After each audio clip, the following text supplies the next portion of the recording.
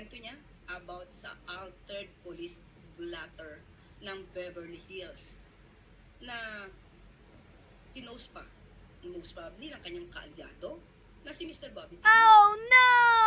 Nandyan din po ang mga AI-generated videos na Oh, napasagawa yes. at yan ay galing sa kanyang mga kaalyado, usually nanggagaling pa sa mga maiso.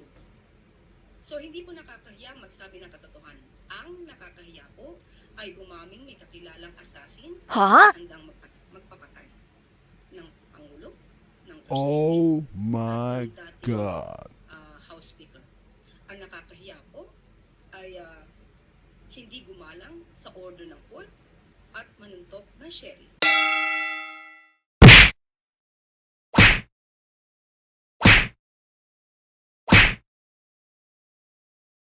Yan sa batas. At ang nakakahiya din po ay gumamit ng mga fake na Oh AFP no! certificate para sa Youth Summit para palabasin na yung 15 million na mula sa Confi Funds ng DepEd sa pangunguna ni VP Sara ay ginamit di umano sa Youth Summit na No way! at gumamit pa ng abogado sa katauhan ni Attorney Michael Powa para mapagtakpan ang paggastos na 15 million confidential funds.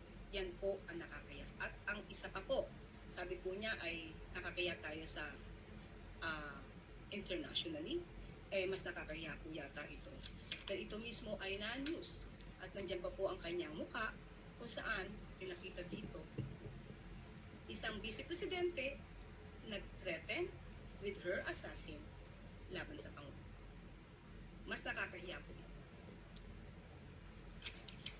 At muli, kung ganito lang po rin lang ang ating magiging leader, mag-isip-isip po tayo.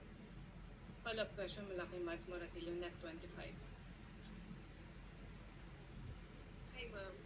Regarding din po dun sa sinabi ni VP Sara sa isang interview, ang sabi niya ay kung magkakaroon pa raw ba ng eleksyon sa 2028 kasi kaduda-duda daw po yung galawan ng administrasyon ngayon, mag-iisip ka, bababa pa ba ito?